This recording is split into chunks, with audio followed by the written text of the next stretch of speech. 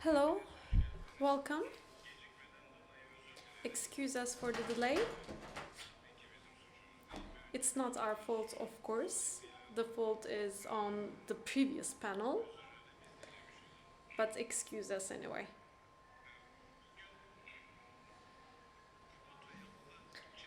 Today we are going to talk about houses and built environment. This was the main theme. This is one of the sub-panels. We are going to tackle different approaches to housing and built environment. This will be the theme of our panel, and here we start. We have very valuable speakers here. Almost all of them are architects. So we are going to have two speakers from Turkey, one speaker from the UK, and one speaker from Sweden.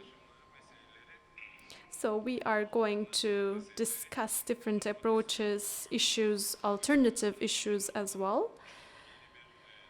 Last week we survived an earthquake. Thank God we don't have any life loss.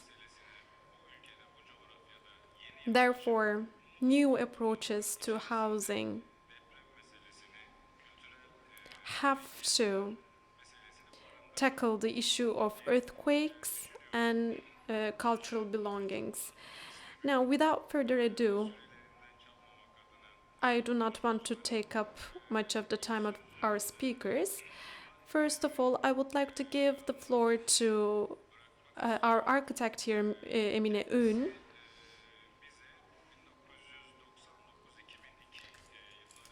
She is going to talk to us about a work led by architect Turgut Cansever between the years 1999 and 2002.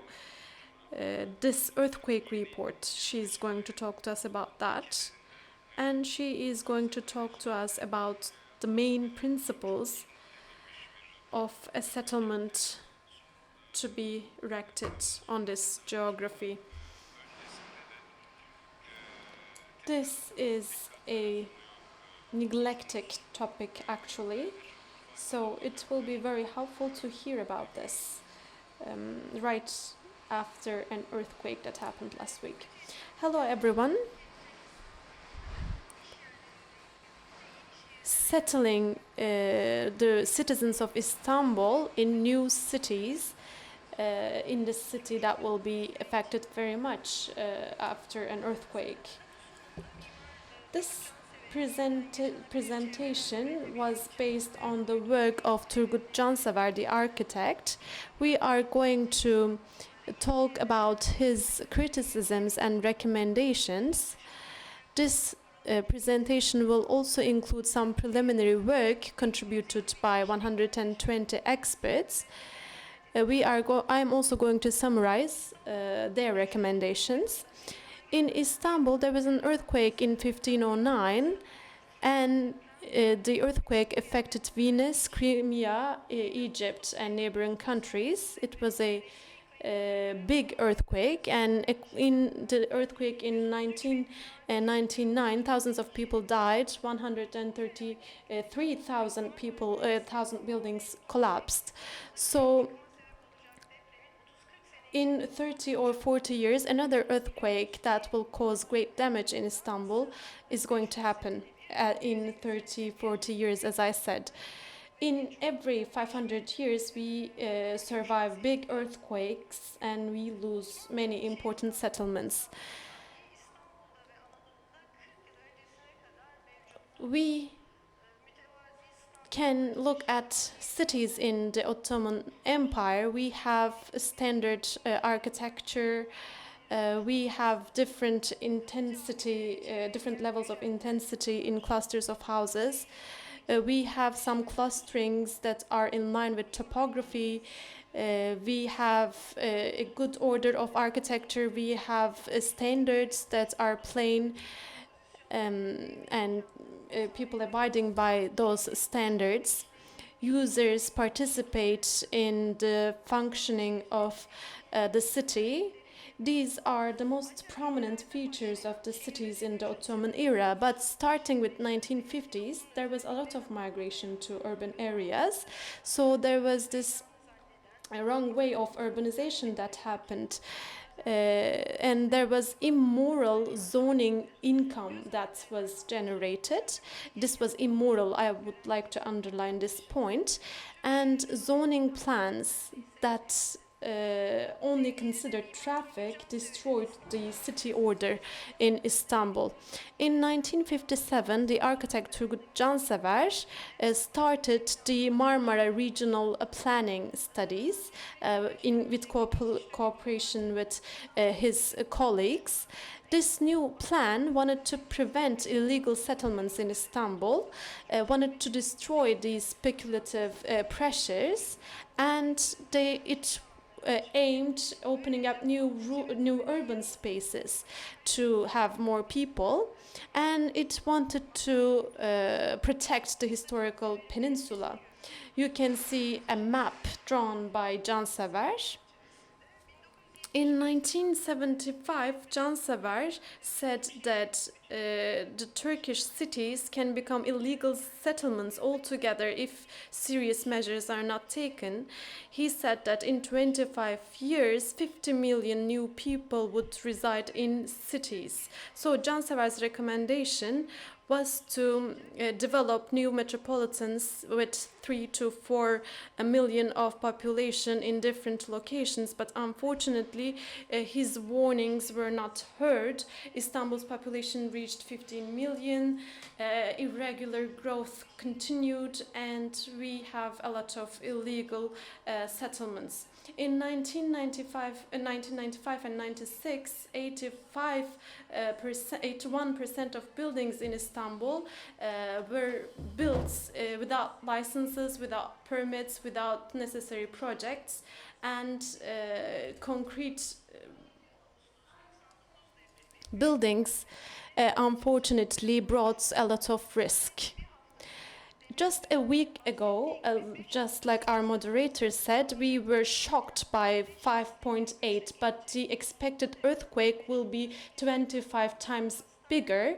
Even with 5.8, we got damaged public buildings, hospitals, and schools. Chapa faculty of dentists got damaged, for example. Schools got damaged. 15,000 students were affected by it, and the provincial directorate of the Ministry of Environment got damaged as well. Cansever, right after the 1999 earthquake, focused on not just being safe during the earthquakes, but the importance of living like a human being. There should be houses with gardens, there should be a good traffic, and the businesses, education centers, health services, commercial centers, they should actually be protected before any earthquake. He started a study. In the first session, there were some roundtable meetings with 120 experts, and there were 750,000 people's transportation and 25,000 pilot city practices that were taken into account. And the studies show that an earthquake in Istanbul would lead to major loss for the Turkish people and economy. And there are these concrete structures made with sand from the sea. And the traffic problem would be rendered impossible to solve. It is important to control the population increase. There is need for decentralization measures, and the population that is exposed to danger should be resettled in new cities. There were studies in pilot cities. There is need for social and economic research for users. There should be a transparent process with wide participation. Industry and businesses should be the driving factor. There should be new service functions in the cities. There should be a star cluster planning, and all the regions that need development in Turkey should be addressed in the study. The state should adopt the project and should allocate land. There should be incentives for the businesses to be moved. There should be housing loans given to the low and middle income group. There should be transfer without division, and if there is any violation, the right to sell should be cancelled and negative results should be prevented. The city foundation should use the added value for improving the forests and social facilities as well as infrastructure. All the structure elements should be produced in our country. There should be low-rise buildings that are integrated with green and with gardens. As for the pilot cities, the Thrace region was evaluated in terms of climate, topography, earthquake, and it was found suitable for settlement. It is the least dangerous area in terms of earthquakes in Turkey. And when we look at the forest map, there are some disturbed forest areas. There is Çerkezköy industrial site in the north of Saray. The pilot city is on a robust ground and it could easily benefit from infrastructure services. So there is this preliminary schedule of the pilot city. The population is 25,000. Currently Saray nüfus is 49,000. There are 6 neighborhoods with a population of 4,000 to 5,000 with 100 households each. There will be a green belt in the city. There is need for 2.5 square kilometers of land, including green spaces, and there should be a city forest around of 1.2 square kilometers. There are 6 neighborhoods. Each of them will have their sub-centers, and you see this on the map. You see the elementary school and high school here. In the pilot plan, there is also a cemetery. There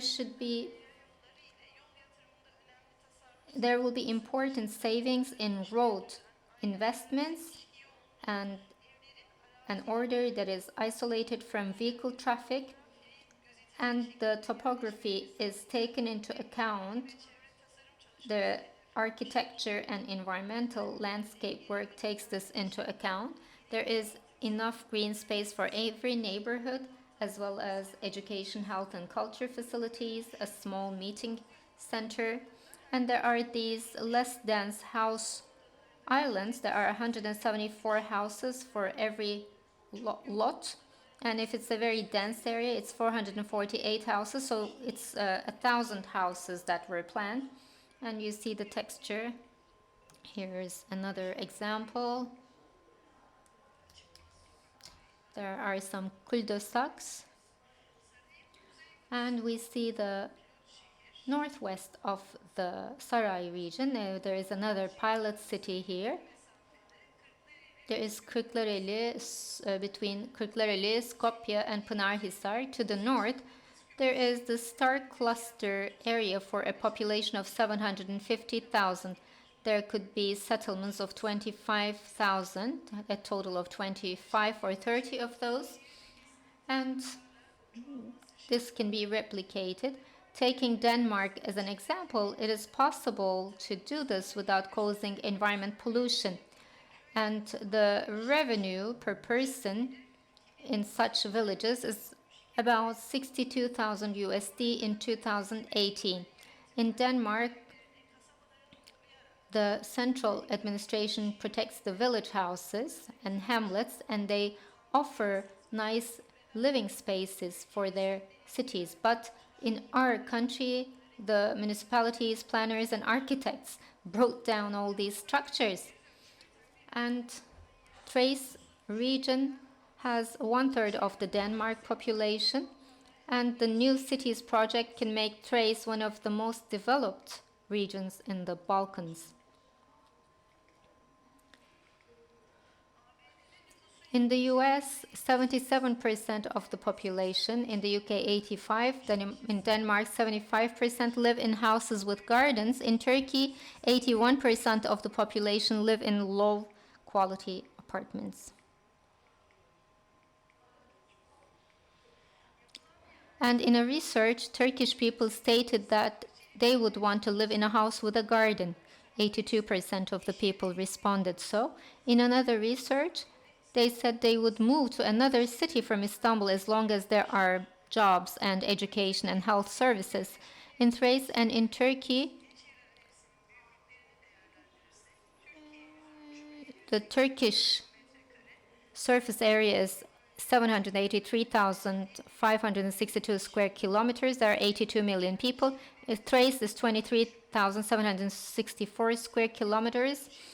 And you see the current cities in Thrace and the new settlements in Thrace. You see the small red dot there. In Turkey, this is the current situation. The current villages are in green. The current cities are in black. For 20 million people, if we can build new cities, we just will add the orange spot to the surface area.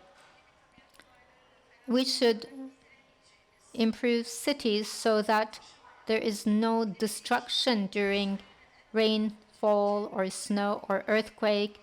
The impact of climate change should be minimized. There should be an environment-sensitive approach, but it is not possible to achieve this without information. We're living in the age of ignorance. That's what I will tell you as a final word. If we conduct these projects with all this ignorance, we will lead to new disasters. If we want to live in a good space, then we should reconstruct knowledge. Thank you.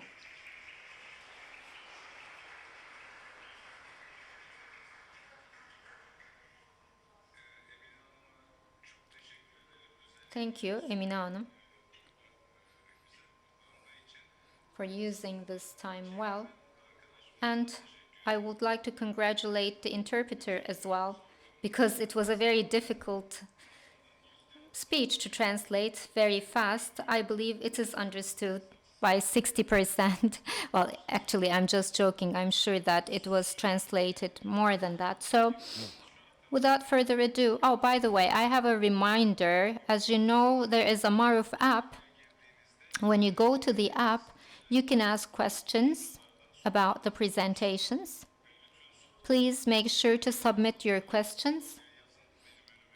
It will come to me in written, so I will have the chance to ask our speakers your questions. The second speech is by Ahmet, Yılmaz, and İbrahim Hakkı Yiğit. They are architects. They are the founder of Mimar Architecture Company. In fact, Emine Hanım talked about Turgut Cansever approach. They're actually finding ways to realize that approach. They're seeking ways to realize that approach. However, in reality, in doing business,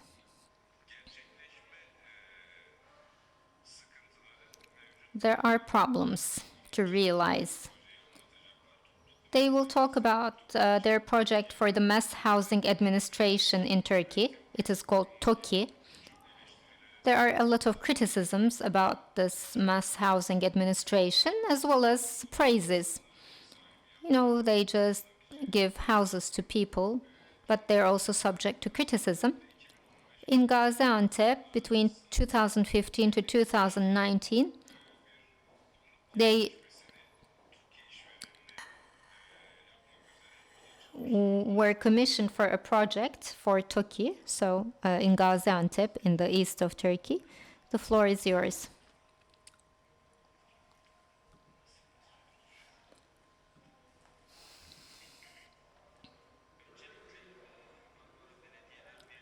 First of all, I would like to thank Marmara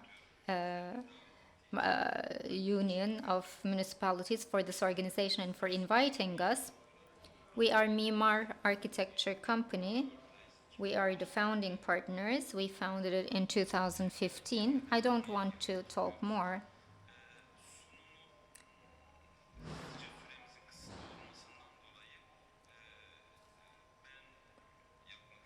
I would like to make a presentation, and then Ibrahim will participate, join whenever he wants.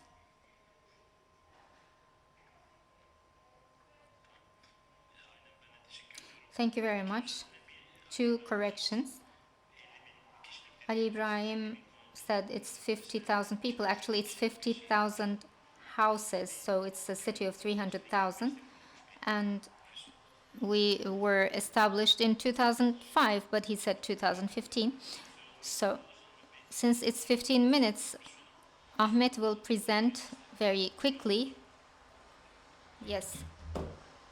So we're 10 years older as an office. Sorry, it was established in 2015, I believe. So our project was in Gaziantep. It is this new settlement area in Gaziantep. It's 20 kilometers to the north of Antep. It is, Turkey actually asked us to assist the architecture planning. There were offices from different disciplines involved in this project, and we were in the urban design leg and the planning leg of this project.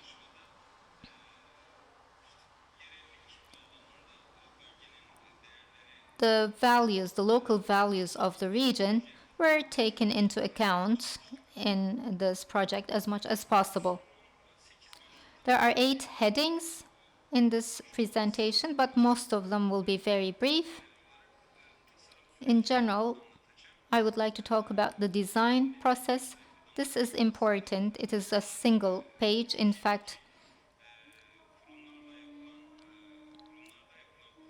the projects that are carried out in the institutions in Turkey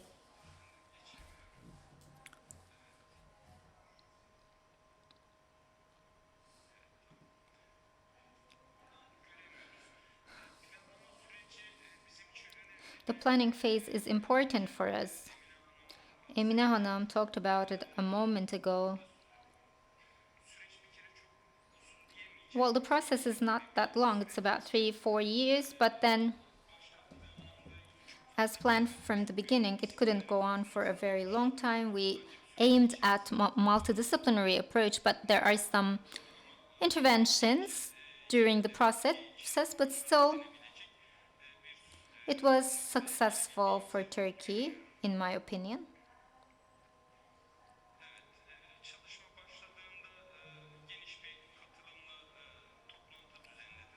Well, there was this big meeting, a consultancy group. We were included in that consulting meeting, and when talking about cities, this is a new city planning. It's not an existing city. It is a city of 150,000 people. I won't go into theoretical details, but talk about the identity of the city. We carried out some studies as to what identity the city has to be built on. It has to include our own values with its texture and silhouette.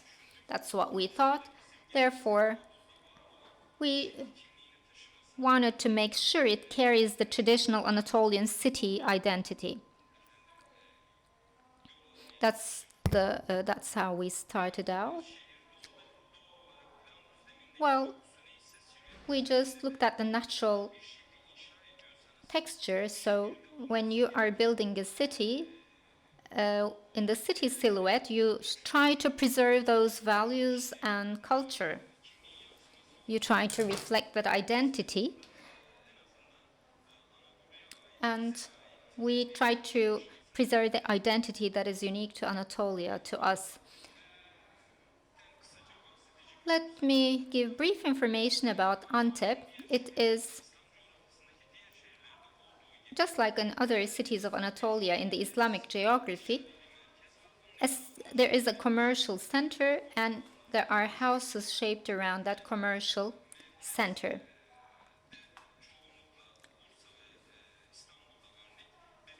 Like in Bursa and Istanbul, there is a bazaar, and it is shaped around this bazaar.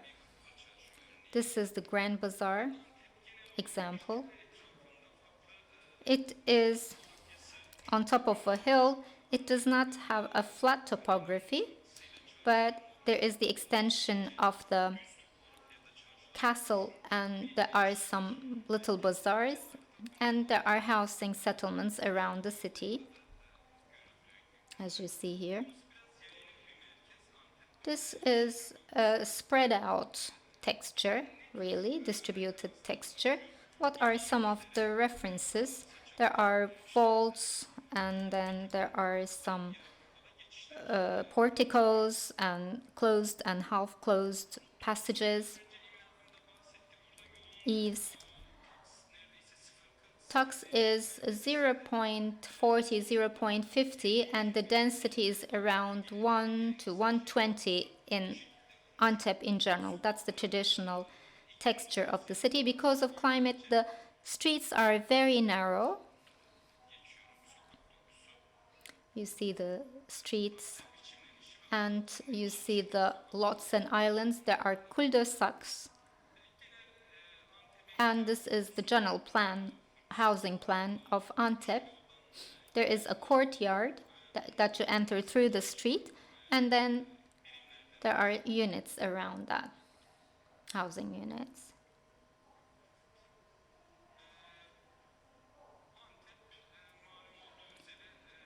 Well, Gaziantep is in the southeast Anatolia region of Turkey.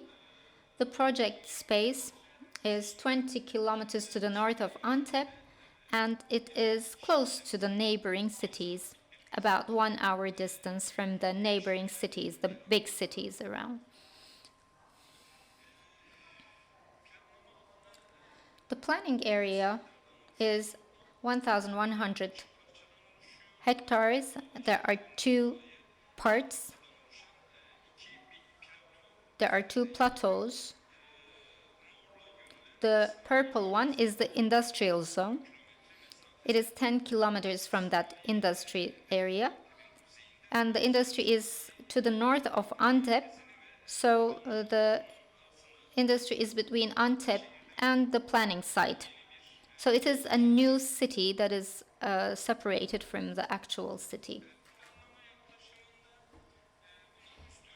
Well, these are 1 to 100,000, 25,000 plans. There are some decisions taken about that. It is a structure that is integrated with the city center, and there are some interventions. So it's a self-sufficient. There are some demands for revision so that it is a self-sufficient city. You see the center and substructures.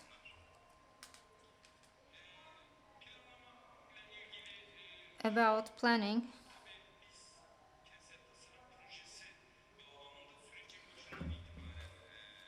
From the beginning of the process, we were part of the planning, so we had the chance to intervene with the planning phase.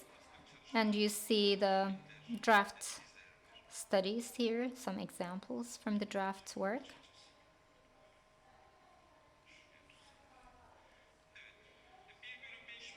One over 5,000 draft plans were prepared, and there were some alternatives that were prepared. How will the center be shaped was planned. And during this 3-year period, there were a lot of local meetings held. And in those meetings, the NGOs, the Gaziantep municipality was a stakeholder.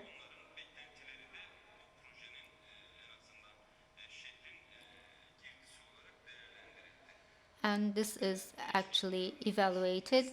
And there is this 1 to 5,000 plan decision taken. And there were 1 to 1,000 plans. There were some detailed urban design plans.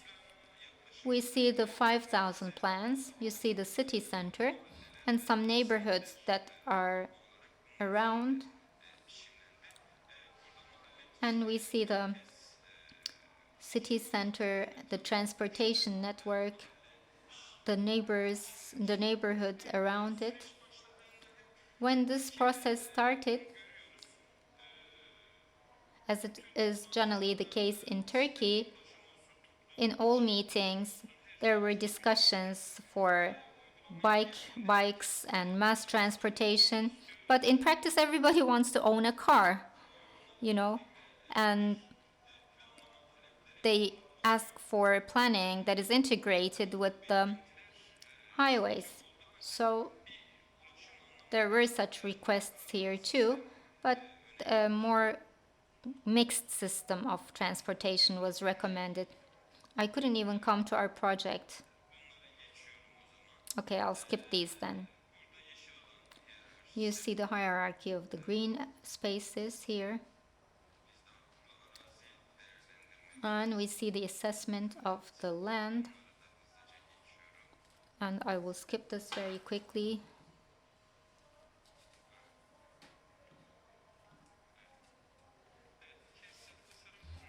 The urban design project, you see the surrounding neighborhoods and the topography.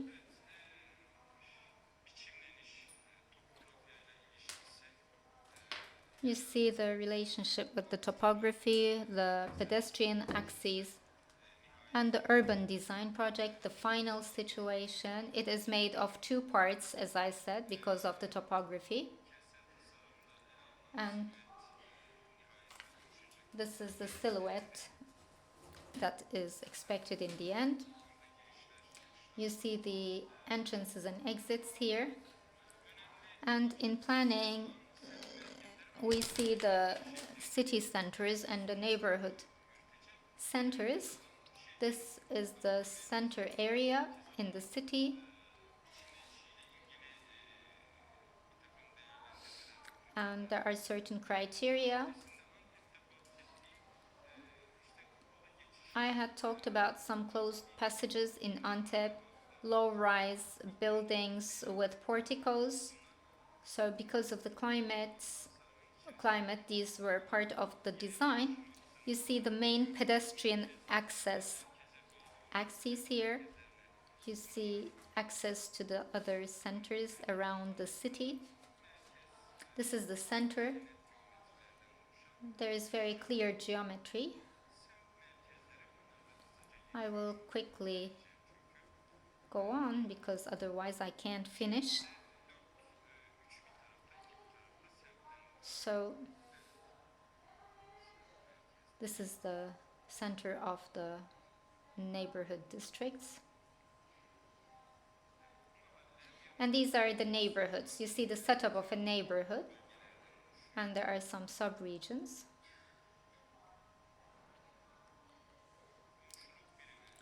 And we have this neighborhood unit design. It is 16,000 square meter area.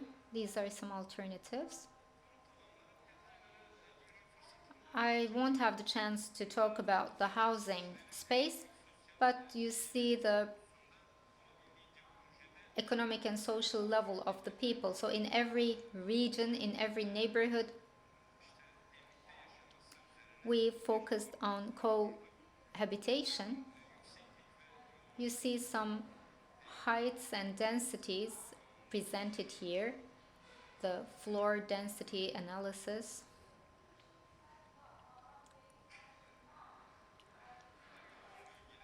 You see the dense regions here and less dense regions. They are part of the planning. We see the street textures. There are cul-de-sacs. It is as organic as possible, compatible with the topography.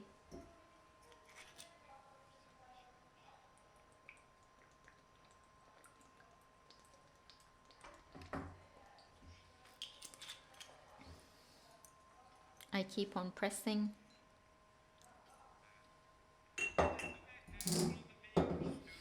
Well, I want to talk about this. In the new city, we plan 150,000 population, and the names of the neighborhoods are even identified.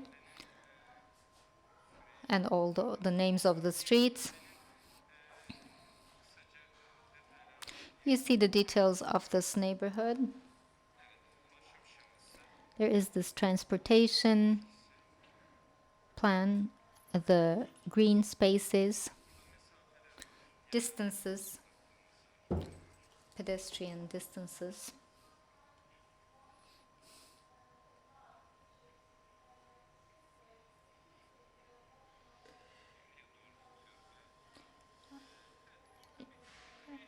Of course, there is some information here, but I won't be able to go into that now. The colors have different meanings. There are different densities, different sizes of houses. It includes the different social layers that I just mentioned.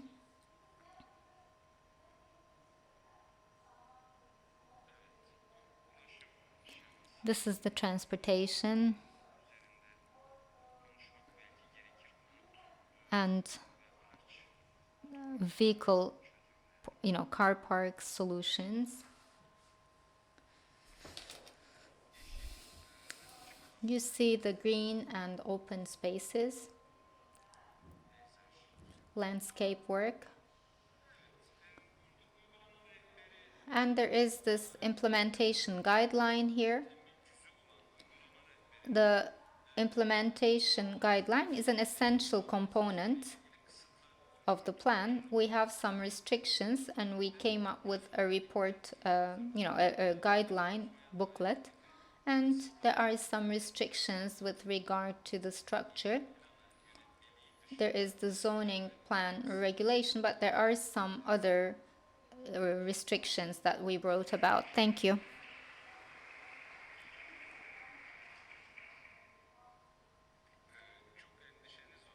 You were worried, but you just are late by 1 minute. Well, I had to skip most of the slides, that's why. We're waiting for the questions then. Perhaps you will have the chance to elaborate on the issues there. Our third speaker is from the UK, Paulette McAllister. Welcome.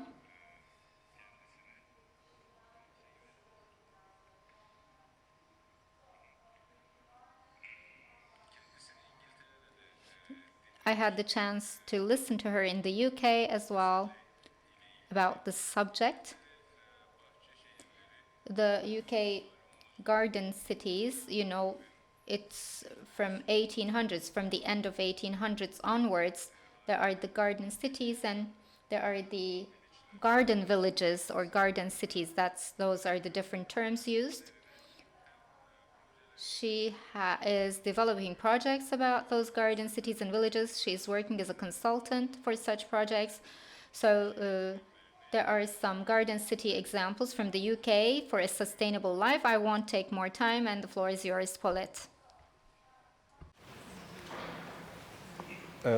Please, microphone. Okay, good afternoon, everyone. It's a pleasure to be here in Istanbul and contributing to these discussions about different approaches in housing and built environment. I have to warn you now, the scale of my project today is incredibly different to the scale that we've just heard, but some of the themes are very common. I've met so many interesting people here. I advise local government in England on the historic environment and urban design. And my role is very varied in that it could be on large-scale developments like the Garden Village project, or it could be about the reuse and adaptation of historic buildings. And I'm sure all of you in the built environment will agree that no two projects are the same, and they each come with their challenges.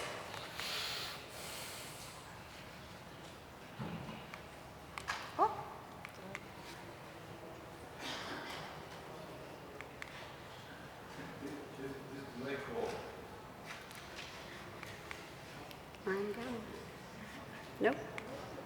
No, I want to go back. Excuse me. Arkadaşlar, bu teknik uzaklığın yani biraz parmak gücü gerek.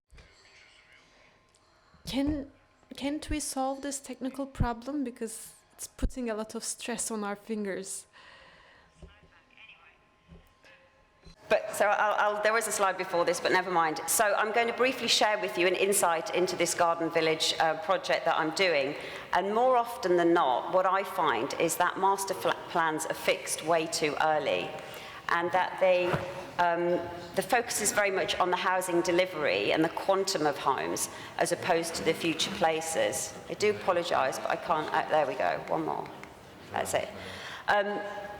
So what I want to do in terms of helping the local government and the developer is take an approach to getting an informed master plan.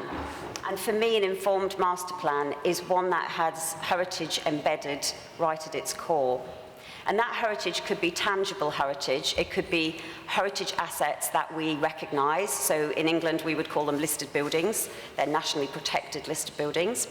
It could be archaeology, and it could be historic landscape, but more often than not, it's local heritage and buildings or places that are locally significant that really start giving us the clues to developing a true narrative when we start to develop new communities and we're starting to look at informed master plans.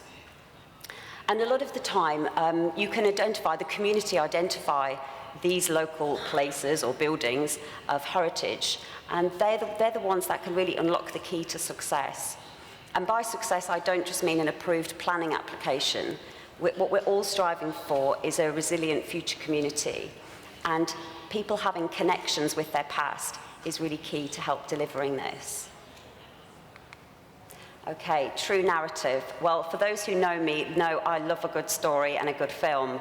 And the person for me who was the great master of developing a true narrative was Alfred Hitchcock, because he embedded within the storyline an object which he called a MacGuffin, which was the kingpin that held the whole story together. So this is where I'm seeing heritage is the MacGuffin. And this goes through into contemporary filmmaking, like Star Wars with George Lucas. He has a MacGuffin, but his MacGuffin is very visible, and he wants people to engage in it and care about it as much as they do the characters. And again, this is where the local heritage, the local significance can be that MacGuffin. It can be what sits within the story, and the story informs the master plan. There we are. Geographical point of reference for you all. There's the United Kingdom, and the target for housing is about 300,000, and that's nationally. The figure does change. The small garden village I'm talking about, which is a national project, it's one of 40 at the moment, but it started off with 14, has to deliver about 4,700 homes over a plan period, so a local development plan period of about 20 years. So a tiny project in the scale of what we're talking about earlier. Now, Brentwood as a borough, which is the local authority that I'm helping, have been completely deficient in delivering their housing stock. That is because a lot of that they attribute to the fact that they're in designated greenbelt. And greenbelt is a policy, a designation in England where development is inappropriate unless there are very special circumstances. So 89% of this local government area is in greenbelt, and we know that the benchmark to have sites deallocated out of greenbelt is very hard. So there's a real challenge in terms of how we are going to deliver this village itself. It's very positive that Brentwood is, you can see, is 20 miles from London. It's on a strategic corridor, but that brings with it a lot of highways, infrastructure issues in terms of viability and finance. On a positive note, Brentwood is composed of a series of villages, and the fact of having a new garden village here really isn't completely at odds with the very composition of this borough. And the villages themselves are historic settlements. So if I just take you to the next slide, there we go, I'm getting better at this.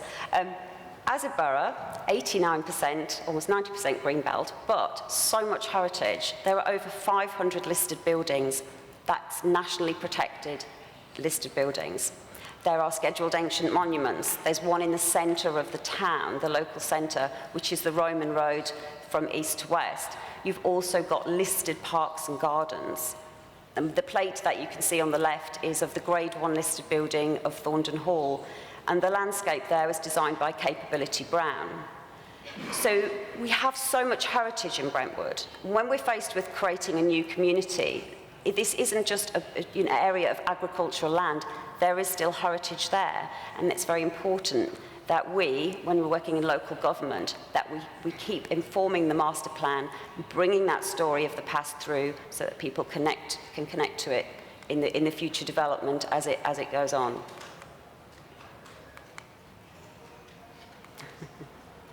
I'll get the hang of this. There we go. So this garden village that I'm talking about is part of a wider initiative developed by Homes England for government. There we go. So the first, I apologise. Come on, go back.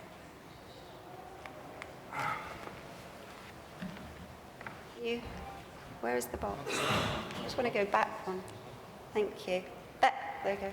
Put them all out. Okay. Where are you pointing, by the way? Tık, tık, tık, tık. Sorry, I'm a bit heavy-handed, it's been a long day. There we go. So the diagram to the left, that's where this project started a few years ago. So when government announced, we've got a housing shortage, we need to create new settlements throughout England, there were 14 designated. So the green circles that you can see, they are the villages, and the blue squares are where there was going to be garden towns or garden cities.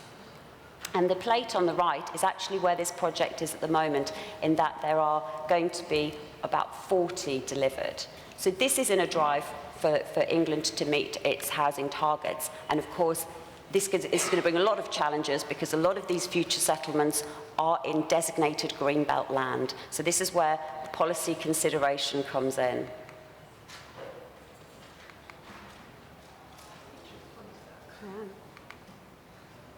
I'm not good at this.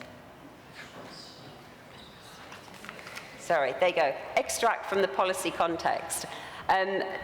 There's no point in having... Sorry. Maybe I can help. Could you click? Yeah. Thank you very much. Thank you. Okay. So emergency policy context for Brentwood. See if you can do it. He's going to do it. I think I'm clicking in the wrong place. This one? Yeah. Oh, well, you can. Stay on that one. Okay, emergency policy context for Brentwood. Of course, what they have to do is ensure that they enshrine this, they get this policy in their local plan. So this is the policy for the garden village. Don't worry about reading this, there are links at the end. I'm really pleased to say that at the top of this, 40% is that of green infrastructure has to be delivered within the garden community. So it has to be landscape-led. And of course, second on the list for me, embedding heritage assets. And so on. I won't go through all of these. I can't believe that I can't do this, and he can. We did visit the garden villages of the past, as the moderator introduced at the beginning. Of course, looking at the governance and stewardship of models like Bourneville, like Port Sunlight and Letchworth and so on. And we also looked at more modern developments. The one on the bottom right is Derwentthorpe in York. It's an urban extension to York. And I have to say, do look it up because it's got amazing sustainable urban drainage system. But given what I'm talking about in relation to heritage, this is a very short distance from the city of York, which is one of the most historic cities in England. And there's no sense of that when you're there. The image on the bottom left is a very typical housing estate in England. And what we want to do, obviously, is to try and ensure that the place that we're creating has a unique identity, and that's where the heritage thread comes through. I'm aware of the time because I've been messing around with the slides. So that's the allocated site itself. So this is 4.5 hectares of greenbelt. Right in the centre of this site is a listed farmstead. So that's a nationally protected building, and Essex Barns and curtilage listed buildings. And what we want to see is all of these items integrated into the master plan. But not just that, this site has got, it's got archaeology, it has ancient woodland, and all of these factors are very important. So you can imagine our dismay when we were tabled at one of the very early meetings with the land promoter and obviously the planning officers, that the only key site features that they could see were a gas main, a listed building, some woodland and a watercourse. It wasn't very inspiring in terms of writing the story of this new future garden community. So we set that aside and moved on. And we asked the developer to take a much more surgical approach to what we had here in this historic landscape. And we ourselves looked at a series of innovators. This is just an extract from a paper that we produced, looking at how we would embed heritage and governance and community engagement. They were the two areas that I looked at specifically. So here's an overview, not just of the landscape within the allocated site, which is the red line area that you will see. This will turn into a planning application. But obviously we wanted the development team and our own landscape and ecologist consultants at the local authority to take a wider view and start linking up with other initiatives at county level. The image here is of a scheme throughout the county of Essex called Living Landscapes, and it's when we're trying to reconnect areas of green infrastructure and green corridors. We are completely aware that we can't physically do this every time, but there can be visual connectors, if not physical connectors. Ourselves, in terms of the historic environment team, we looked back through cartographic evidence. This is just an extract because we went back further than this. But we looked at ancient maps. We looked, there's the site there. You know, there was a settlement there when this map was produced in 1777. We looked at all of the manorial estates here and the heritage that linked this landscape, trying to weave a story together that would help us form a better base for a master plan. There's just a close-up there of the map itself. And the next one that I want to show you, if it will work, there we go, 2 historic woodlands on these tithe maps, which are 300 years old. And you can very much see this green infrastructure when you're on the site today. And you can also see and permeate through the public right-of-way, which is centuries old. And these field patterns haven't changed too much either, and nor has the watercourse and the start of above-ground surds. So it's bringing all of these features into the site, historic landscape as well as historic buildings, that's going to start creating this unique identity for this garden village. One of the real privileges that I've had in terms of rewards, because you remember at the beginning I said challenges and rewards, and it's been challenging operating this, I tell you. But the education program that we started, this was a 2-tier program. This is an extract from some of the work we've done with local schools, bringing them to the site, creating a live classroom where they can have their geography lessons and they can really start learning about what it takes to start from scratch when you're building a new community, which ultimately could be where they end up living or actually working on in terms of construction. It's been very rewarding, and the second part was the education program with the universities. I'm really pleased to see that there are some representatives here from Anglia Ruskin University in Chelmsford in England. I'm very grateful to Dr. Alan Code and his team, who helped build a module around how we could reuse some of the historic buildings on the site and integrate them into the master plan. Because a lot of developers and in the production of the master plan, they get very concerned that historic buildings are very difficult and they don't know what to do with them, and so they try to leave them out of the master plan, is what I see time and time again. So through this program, this collaborative effort, we're trying to show that there is more that you can do with them to bring them into the heart of the new community.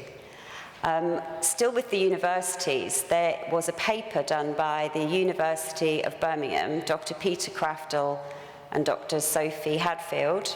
There we go. And this was taken last week. So the University of Birmingham wrote a paper based on 10 years worth of data about how young people interact in open spaces. And they have now started running a series of workshops which are capacity funded by government in England to come to the garden village communities and help officers and people like myself run through workshops and bring young people into this master plan development. And of course, this starts also sowing the seeds of future governance and stewardship. So it's a really important part of the project that we're doing and the work that we're doing there. In terms of where we are now, just to sum up, we are still striving for a real detailed heritage assessment, working with the local community to identify the assets of local significance. Pleased to say that the council are going to produce a supplementary planning guidance, because this is a long-term project, and with all the best will in the world, in 10 years' time or 15 years' time, when phase 4 is delivered, a lot of the good values that we set out at the beginning will be diminished. Things will be value engineered. We have to be completely clear about that. That will happen. I'm hoping the education continues to grow. We've bid for some more government funding for that, and an application for this site is due in 2020. In conclusion, I just want to say that I apologise firstly for my use of this, but please do try to bring through local heritage into master planning, because it often is the key that unlocks the success, that helps you build that unique story that the community will be able to engage with. And young people in placemaking, incredibly rewarding. And I have got a bibliography there that I can share with people if you want to speak to me afterwards. Thank you very much.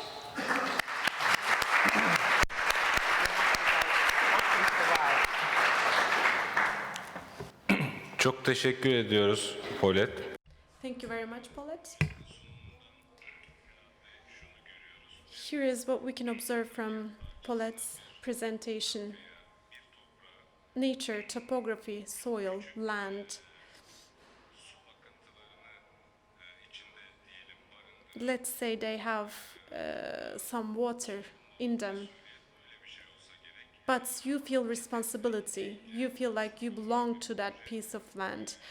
This is something like that, a very meticulous project. I hope that it is going to be even more successful in the future. We will see even better results in the future. Thank you very much for this presentation. Now, we have a guest from Sweden, Rahel.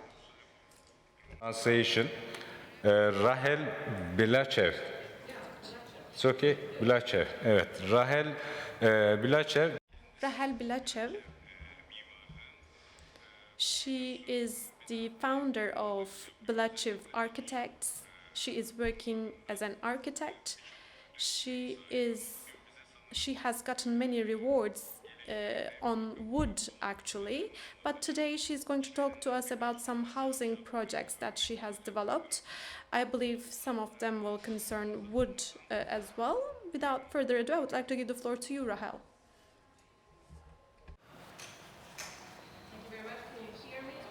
No, you can. Okay, now you can hear me. Great, thank you. Thank you for the invitation. Very happy to be here.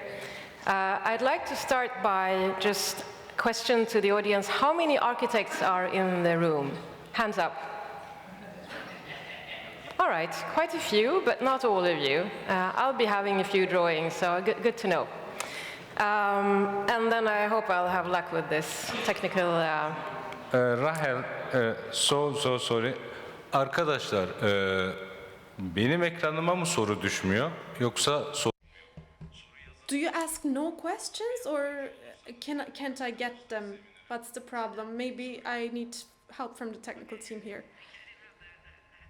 So, I am from Belatchew Arkitekter in Stockholm, and in case you don't know where Stockholm is, this is the distance between Istanbul and Stockholm, so we're up north. And I'll be talking about, the smaller scale of projects. I'll be showing you some of our housing design projects, so mainly connected to the building scale. Okay, let's go one more back. Really, this it's a challenge. Okay, this is the office. We're based in Stockholm. I just wanted to show you also a slide of the city of Stockholm is actually, okay, now it's really going the other way. Okay, because Stockholm has similarities. Just like Istanbul, it's a city very surrounded by water. Okay, I think I need help with this. It's sort of, okay, it's not responding to my. Okay. So anyway, we're looking at the office. Nice team, about 20 of us. We do different types of. Tamam. Çabuk. Okay, different types of design. And while waiting for this to happen. We have a housing shortage in Sweden right now, so we need to construct quite a lot of new housing projects. And There's another one. okay, it's not me. Yeah? It's not really reliable. We can, rest on this image, which is a selection of housing projects we are working on.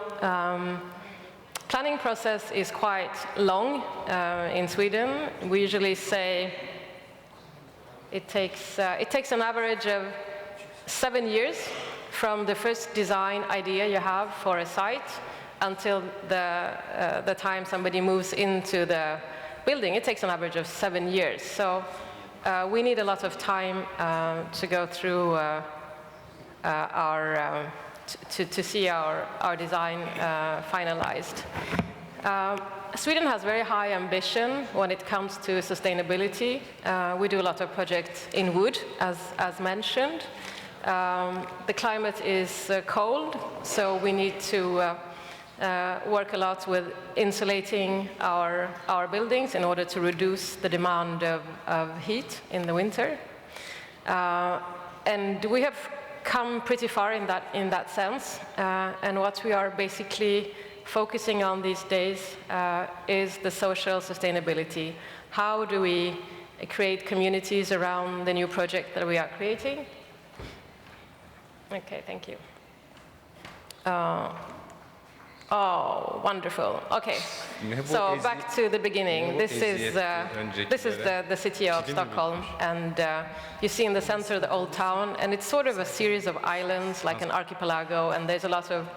The water is very present. I was out today taking a boat to the other side, and you have the same kind of feeling that you would have in Stockholm. And our office is close to the center. So I wanted to start with this project called the Hagsätra Hub, which was a competition that my office won by the end of last year. And it was a competition launched by the city of Stockholm, where the criteria were mainly about how do we create a socially sustainable place? How can we add to the area more than just the building itself? And furthermore, they also wanted a landmark in that space. So this is the site. It's a suburb. So outside of Stockholm, we have a series of suburbs that you can reach with the subway. The subway system was built in the 50s. And so we have a certain amount of subways around the city center. And this site is right next to the subway station, very close. So the T is tunnelbana in Swedish, meaning subway. And there is a path, so you can pass through a tunnel to the center where the person is standing, and then around it a series of pedestrian streets. So before starting the design process, we went with our client and looked at the site, talked to people around and asked them how do you feel about this space? And it turned out that this site was very beautiful, very green, but felt very unsafe at the same time. So our strategy was, how do we strengthen this space, but also how can we connect to the history when this area was founded, that was when Sweden has the idea of creating what was called the ABC city.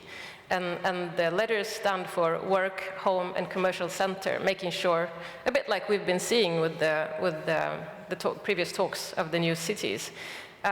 Only what happened was that the offices would move to the city center, and in the end we'd only have housing left, which meant daytime, not a lot of people there.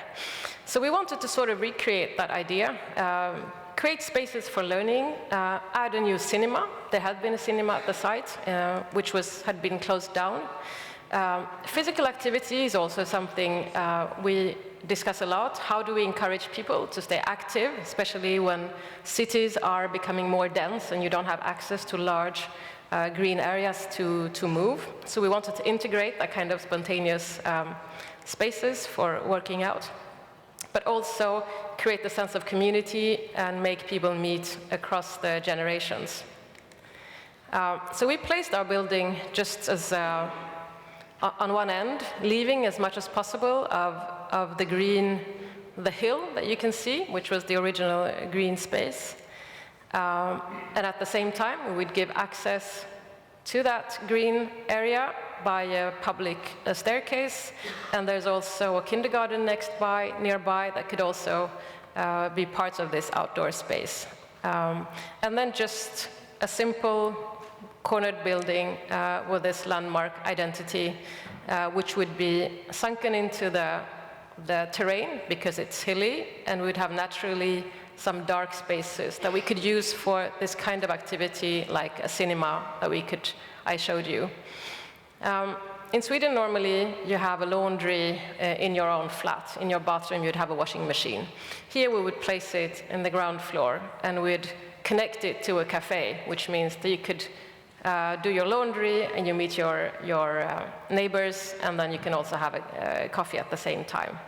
And then on the upper floors, you see the other activities like co-working space. You can share an office and stay close to your home daytime and not always needing to go into the center. And the rest of the two upper blocks are housing. So one will be for an older community, and then the one that is elevated on top in blue for students. And in the middle, we created this covered terrace, which would be their private courtyard, because we left the hill public.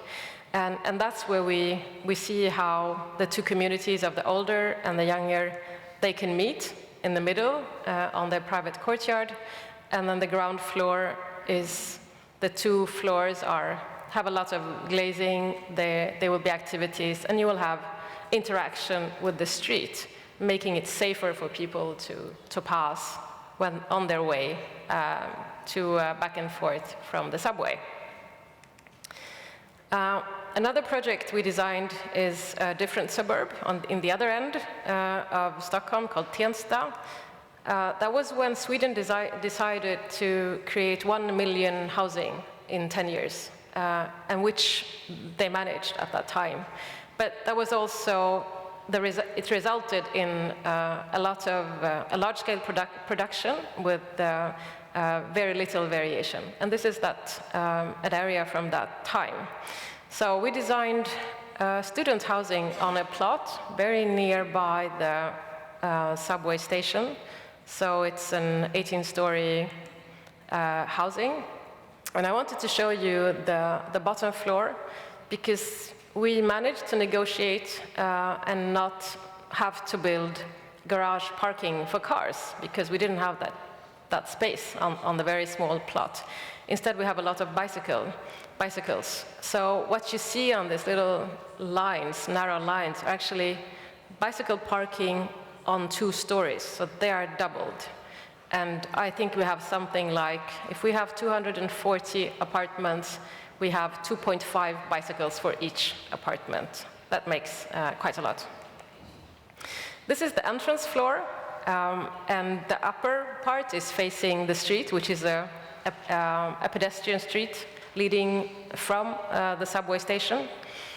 And we wanted to create a lot of interaction with that street in order to keep it safe. So here we placed the big laundry for the students, which is what you see in green on the ground floor, and it's facing the street, which means at night when, I'll just move on, when people are coming home, they see interaction, things happening. The laundry is also something that can be used all day and all night.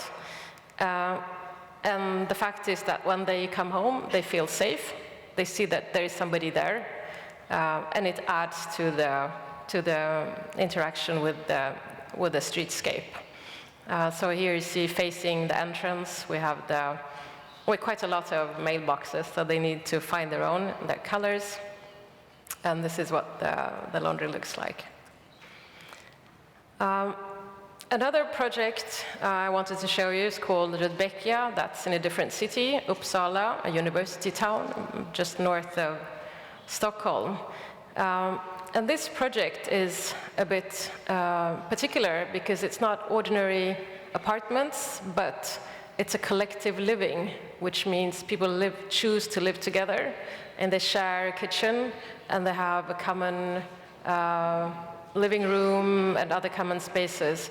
And I took a couple of screenshots of newspaper articles about so many single households in Stockholm and a lot of people feeling lonely, and then there's this need to sort of connect.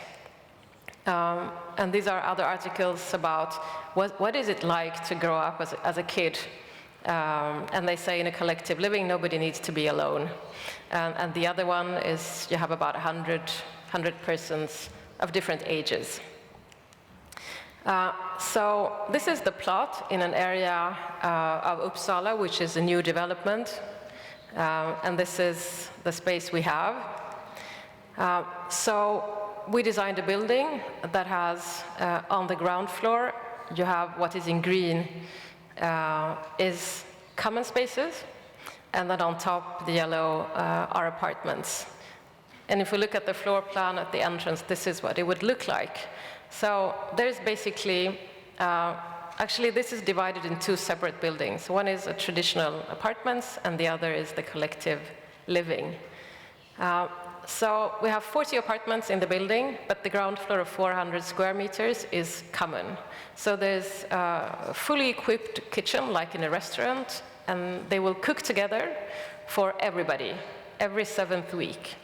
And then the rest of the time, you are just seated at a table, somebody else is cooking.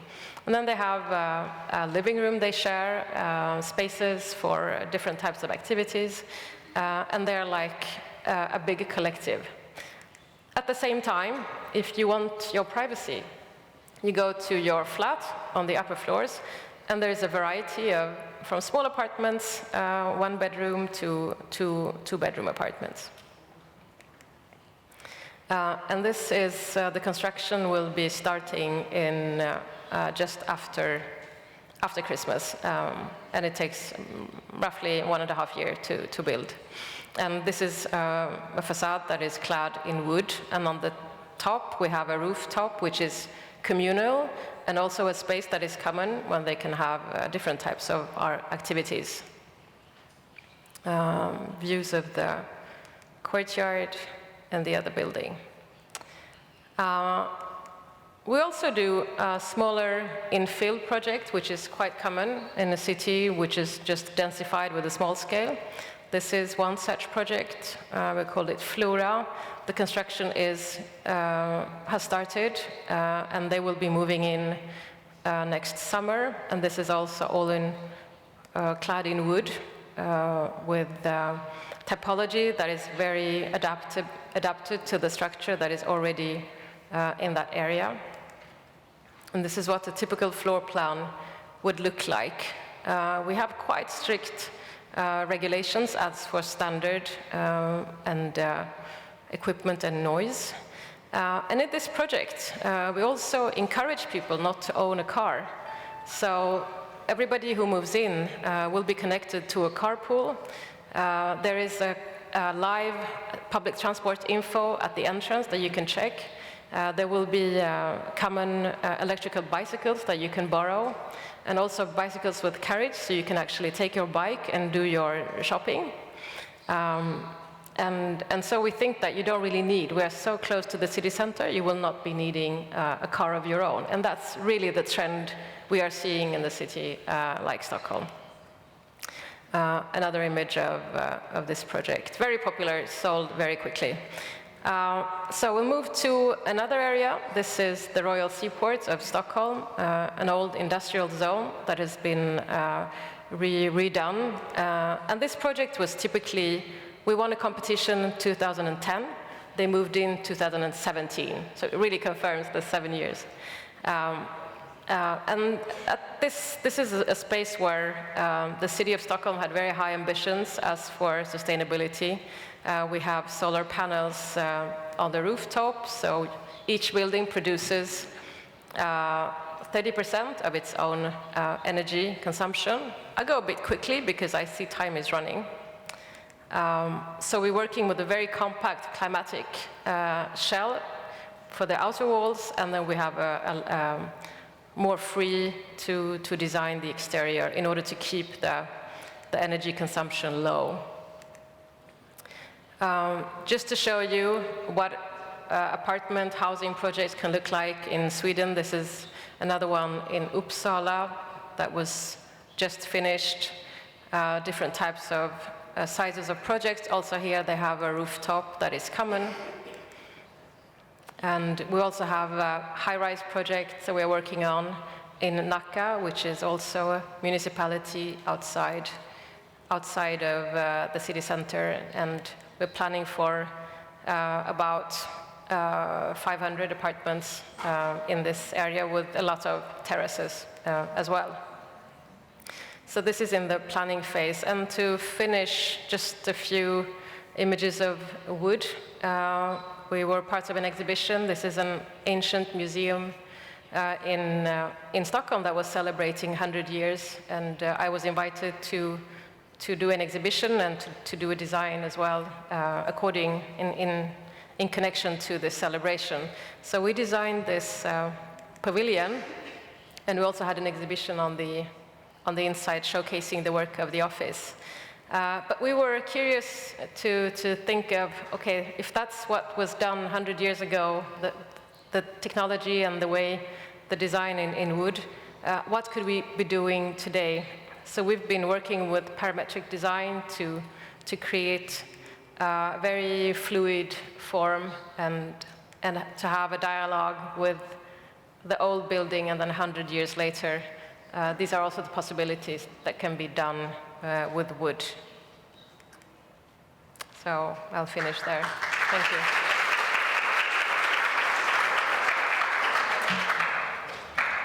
Thank you very much, Rahel.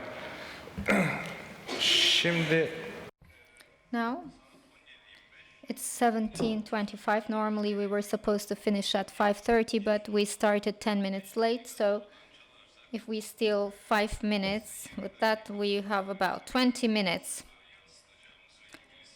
for asking all the questions.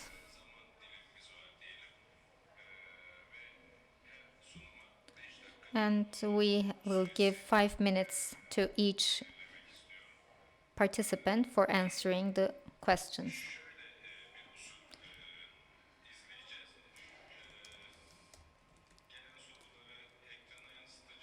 I will be reflecting the questions on the screen, and you can take your notes and you may answer on that basis. The first question. But help me with this. I can't see the questions that I saw a minute ago.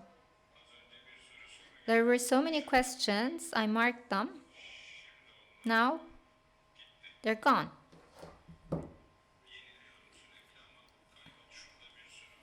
There were many questions here.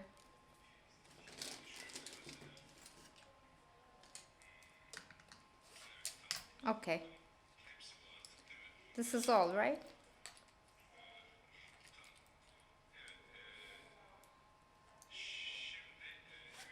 To Emine Hanım. I have questions for you in the beginning. Would it possible to implement this project if there was some will to implement it today? This project was in front of you for 20 years. Are there parts that are not valid anymore? Or is it possible to implement? And another question for you.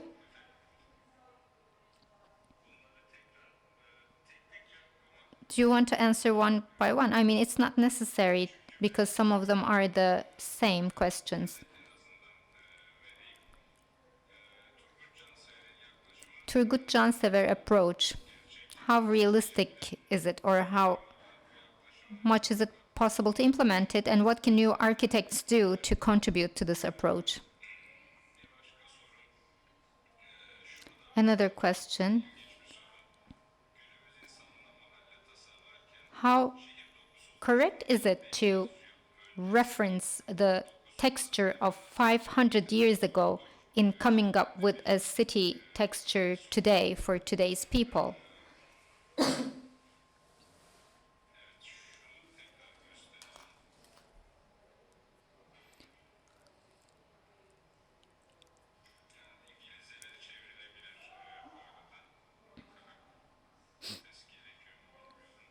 We already translated. The moderator says we can translate it, but we already did so. So these are the three questions. Emine Hanım, yes.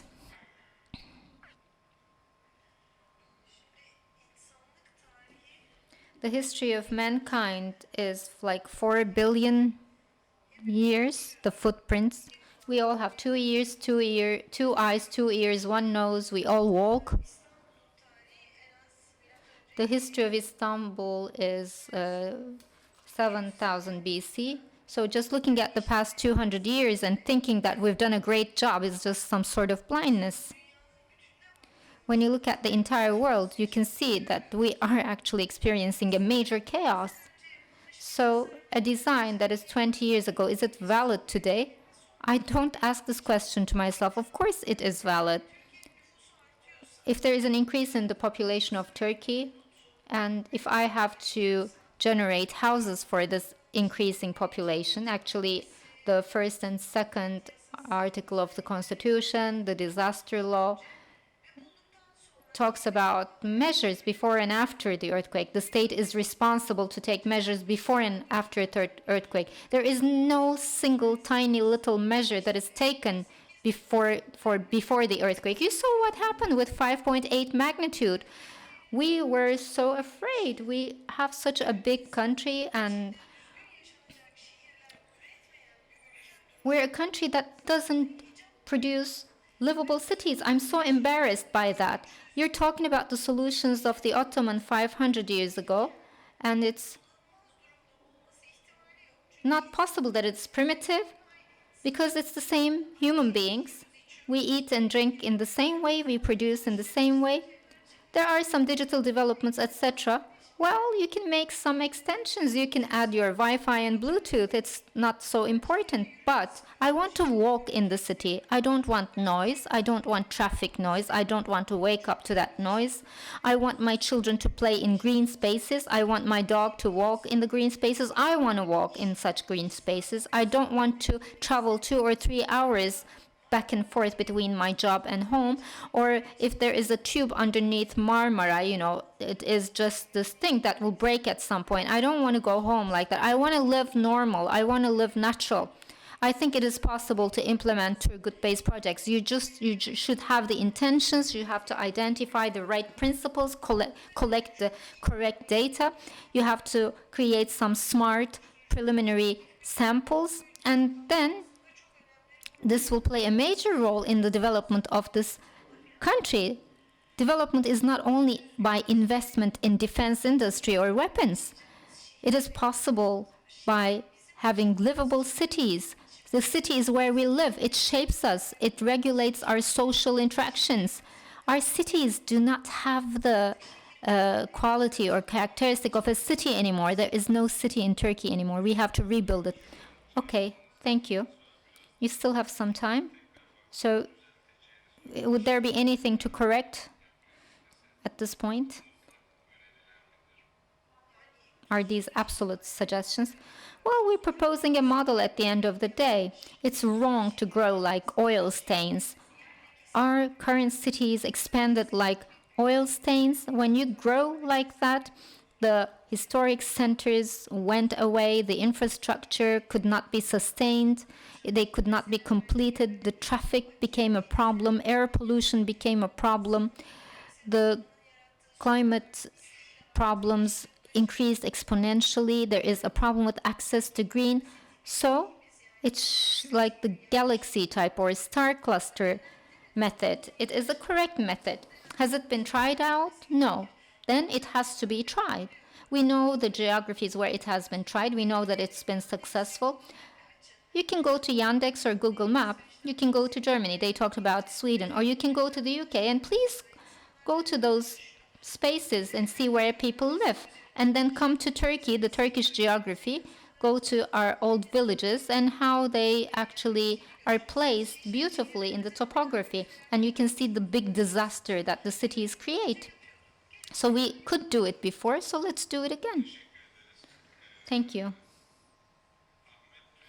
Ahmet and Ibrahim Bey, there are questions for you.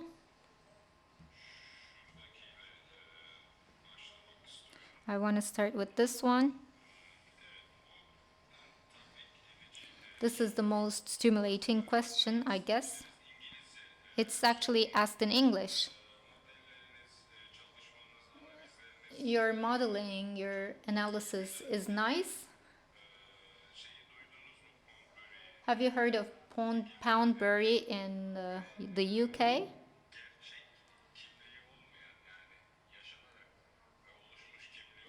And towns without a real identity suffer criticisms for being fake. How can you overcome this? So that identity issue, you are just creating something anew. Well, there are a lot of questions to you, so perhaps we can start with this one. But the answers can be very long for some questions. I'm sorry, I can't really show all of those. And let's show this as well. Ahmet Bey or Ibrahim Bey, you built some buildings. How much are they compatible with the environment in terms of the ecological system? And what is their impact on climate change?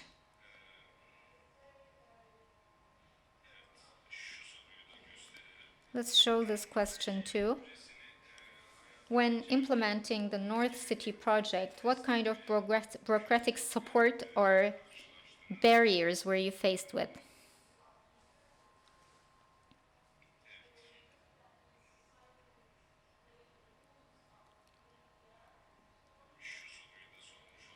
And I want to ask this question as well. In the Gaziantep planning period, you have analyzed the physical structure in detail.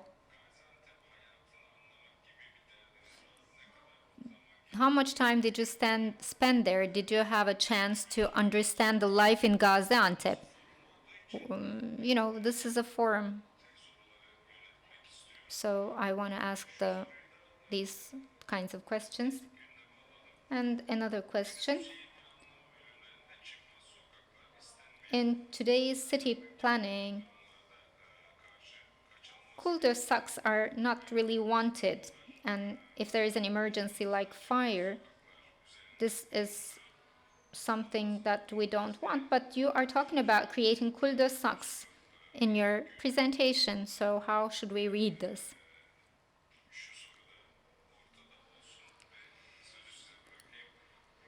Is the project being implemented the way you designed it? If not, what are the differences with the original design? And there are some questions, but it's not obvious who you're asking to.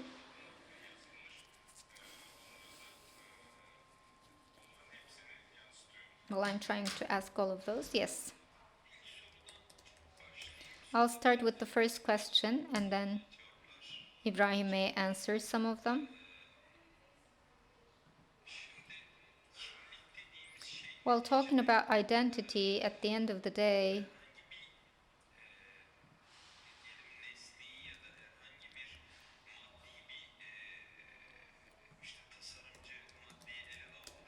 when a designer handles an object of any sort, there will be some references that this will carry. We haven't designed all the structures here, but when the city is complete,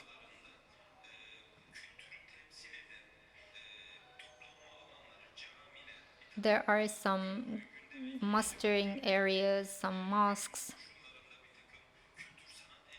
some cultural and art spaces. So we try to put it in the main areas in the city.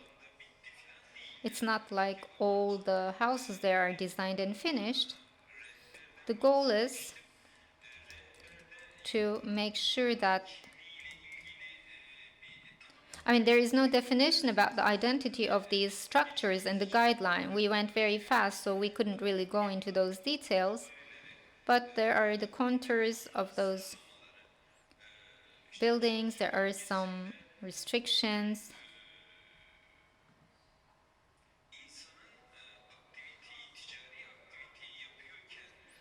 In carrying out a commercial activity or living there, there are some comfort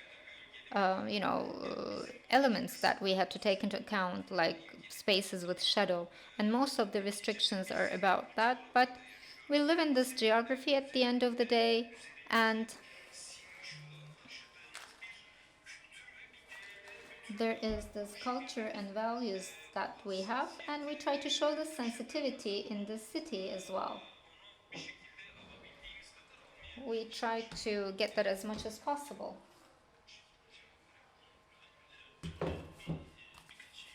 Yes, I want to say a few things as well. For one thing, our presentation was 130 slides, and that was a problem. We tried to fit it in 15 minutes, and that caused some problems. For one thing, in Turkey, this is the biggest area that has been built so far. It's 1,100 hectares. It is the biggest, this northern city, this new city. It's 20 kilometers from Antep. It is in the periphery of the industry zones. We're not just two people. It's not just our office that designed this. There is the city planning office, municipality, the mass housing administration, the chamber of architects. We gathered tens of times and in workshops in Antep. And we received some consultancy. There was participation by all these stakeholders. Otherwise, it's a repetition of a system 500 years ago.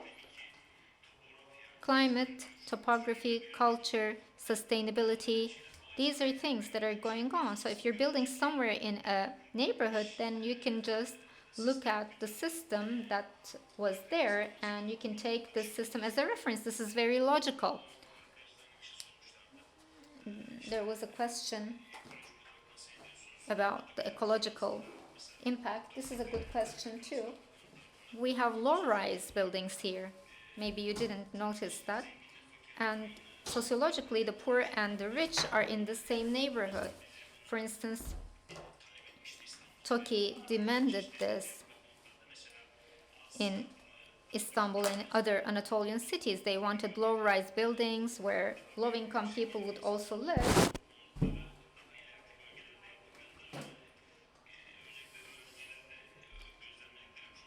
And when you separate the low-income and high-income people and put them far away, there are some students there, that there are some problems that the children and students also experience. Here, they're integrated, the bigger and smaller, the rich and poor are together in these neighborhoods.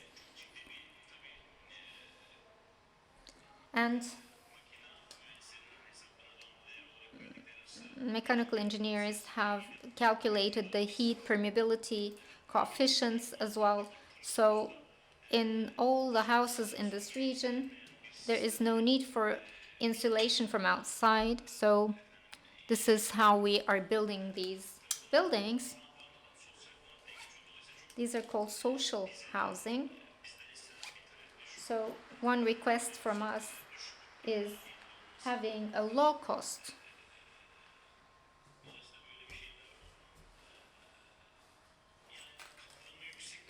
So we are just showing you the results.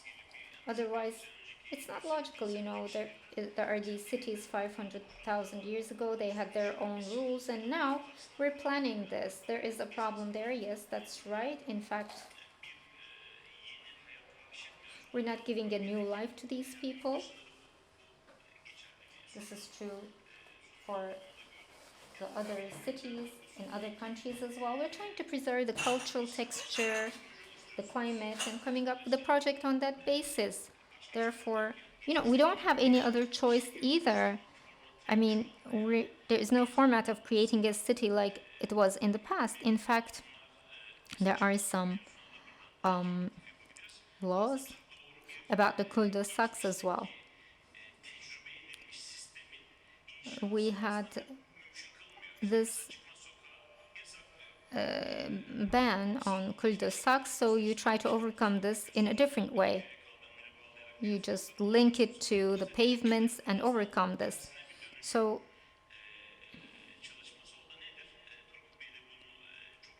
Turgut Bey actually mentioned this.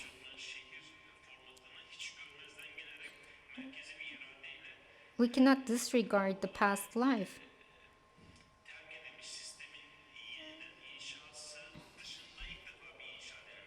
This is just a new trial. We have come up with the urban design. We put 10,000 stains, house stains there. Istanbul Technical University created a big book about this project. We prepared the urban design guidelines. And in that island where that housing is, there are some flexible setups. We didn't present those. We tried to present 100 pages and we had to skip some of those things. So some of the criticisms are valid, but we have answers for those. In fact,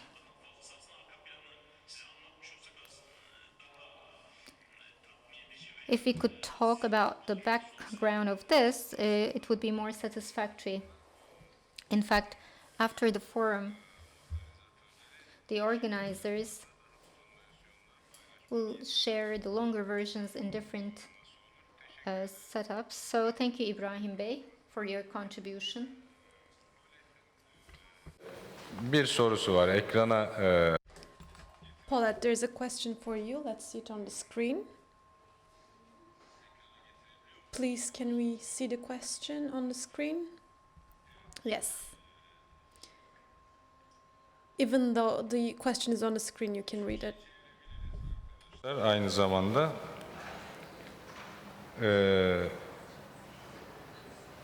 bahçe şehir konsepti evet mirasa ve peyzaja duyarlı olsa da bir risk var mı zamanla Green Belt yeşil kuşağın kaybına dönük bir şey var mı? Risk taşıyor mu? Birinci soru. Bir de ben soru ekleyebilir miyim?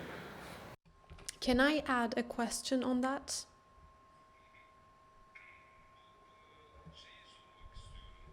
I would like to ask you, Letchworth, Welvin, etc. that were produced in 1970s, these settlements that were produced in 1970s, are they still active? Are they still used full of people in the UK? This is my second question to you. I'll take the first one on the screen. Yes, of course, Green Belt is going to be, is being challenged, shall we say. the landscape in the United Kingdom, not just in England, which is where the Garden Communities project is going to change because of the need to deliver new homes. The Greenbelt is there for a purpose, and that is to prevent urban sprawl. And I think what we have to be very mindful of when we work in planning departments in local government is, first of all, we're quite relieved that there is Greenbelt there, because when you have a less than 5-year housing supply, applications can just be approved. Housing applications in the Greenbelt can't just be approved. There is a process, an examination process to de-designate these sites.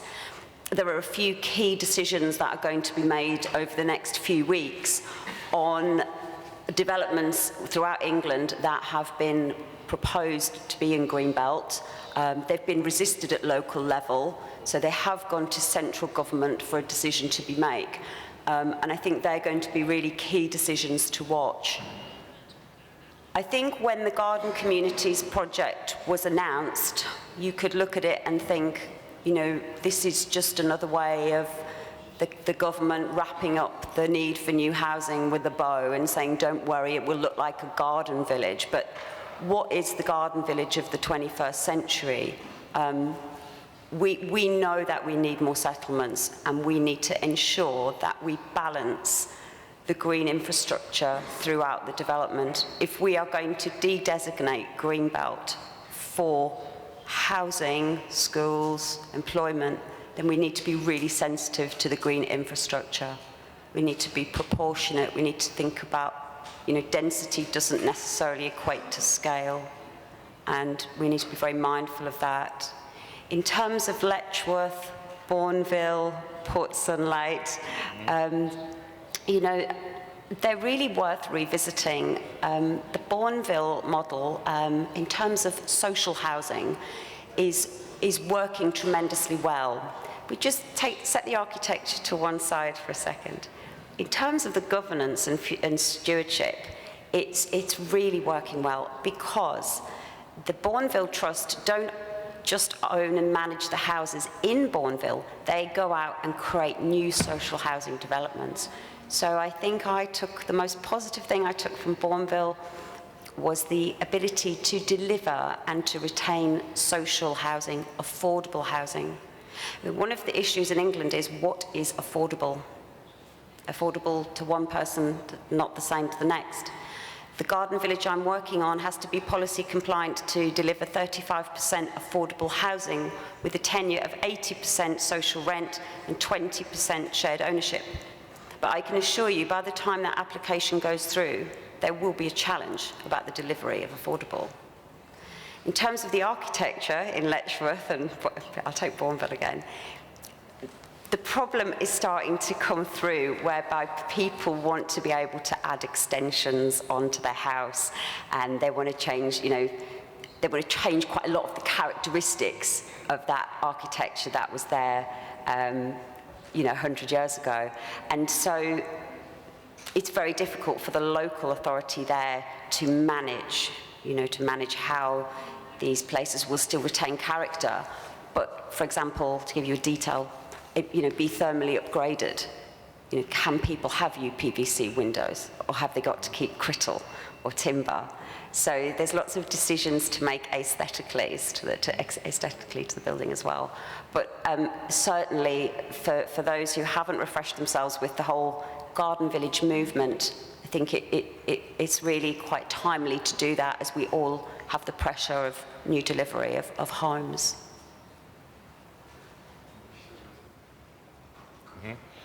Çok teşekkür ederiz. Thank you very much. Thank you very much.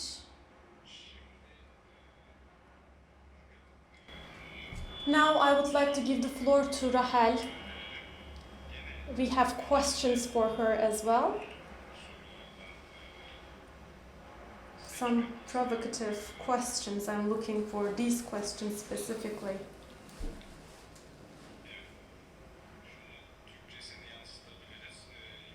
Let's see the question in Turkish, and we can translate it into English. Please reflect the question on the screen? We have a translation, English translation on the screen. But this was not the question that I had chosen.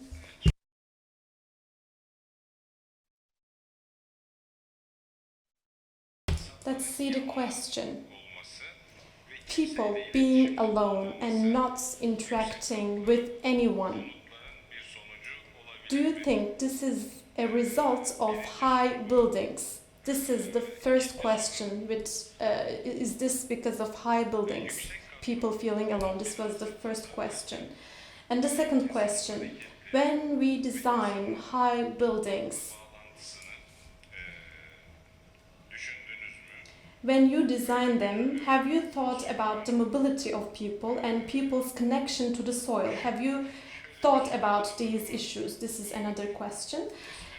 There is another question, but I'm only touching upon this as a joke. Which program do you use? This is the question. Okay. There is another question in blue here. Do you work with sociologists and historians within the scope of your projects? Yes, this is all.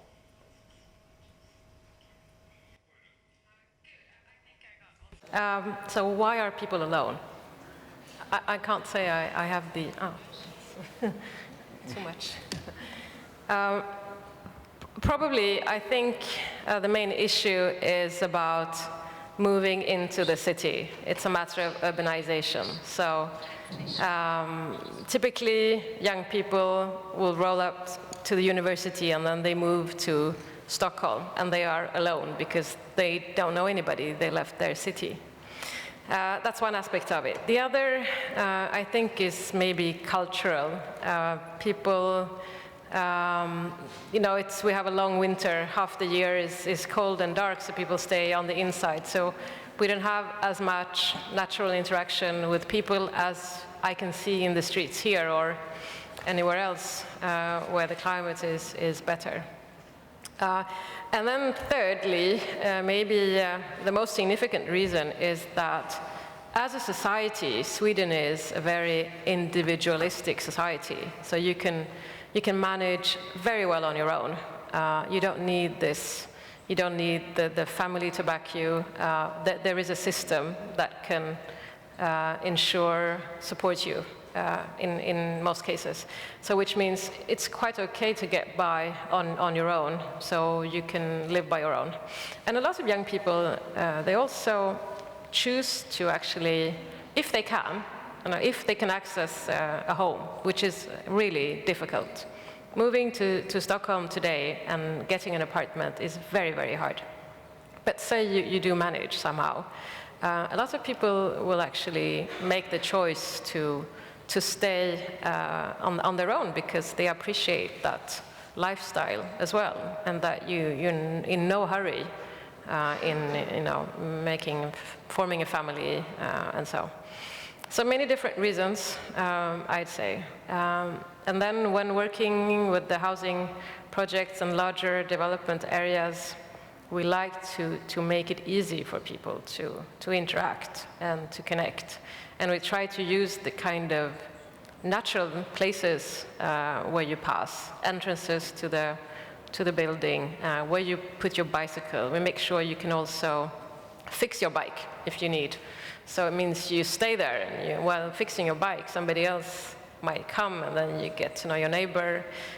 We have a lot of projects where you can do your gardening and farming in the communal inner court. So you can do some gardening, which is also a very good social activity.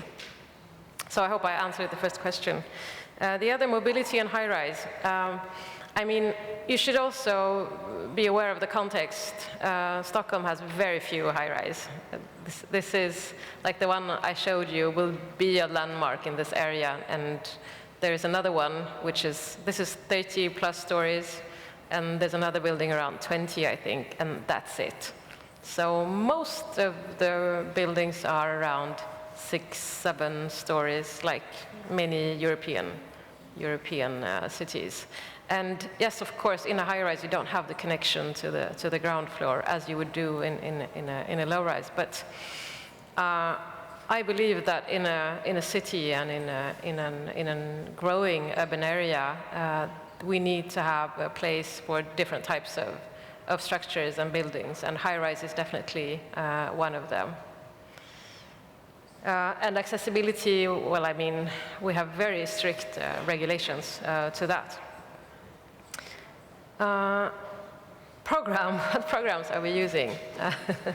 Grasshopper, the last one, Revit, yeah, Revit and Grasshopper. Rhino, I hope I answered your question.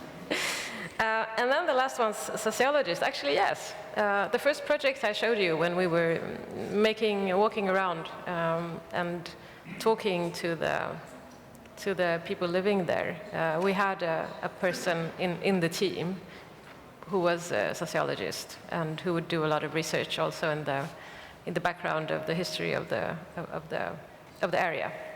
And I find that very, very interesting and gives us a lot of information on how places are being used. So we always start with those who know the place the best. That's the person already there, and they can. This person had also done surveys and speaking to young people, identifying where would the girls. How do we make it safe for young girls to move about in the cityscape? And they could identify places that they didn't feel safe, and so we could target them. And interdisciplinary teams are, as I see it, our way forward. It gives us strength and adds a lot of value to the project. Thank you very much, Rahel. Kapatmadan önce Emine Hanım bir söz istedi. Buyurun. Son şeyimiz olsun. Çıkmaz sokaklarla ilgili bir arkadaş soru sordu. Tam yanıtlanmadı diye düşünüyorum. Şimdi dilimizi değiştirmiyoruz, değil mi? Yani tepeden inme dil kurumunun ürettiği kelimeleri aslında kullanmıyoruz. There was a question about dead-end streets. We have to change our language. We change it very slowly.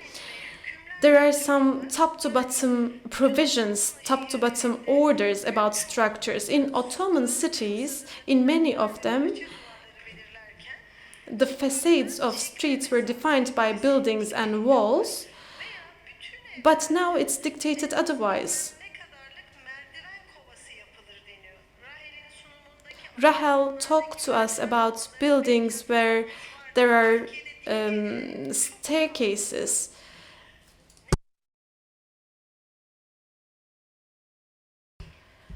So I don't understand why, actually. The height of buildings is dictated. There are provisions saying that there will be no dead-end streets, elevator shafts and corridors. When they are laid down, we get our dead streets, actually. Dead-end streets are reasonable areas. I don't understand why they're not allowed. We see it in old Roman era, in many historical periods. It's a safe zone, actually. It's controlled by the houses around it. It is a common area used by the households of the neighboring houses. Please question what you're taught at school. That's what I'm trying to say.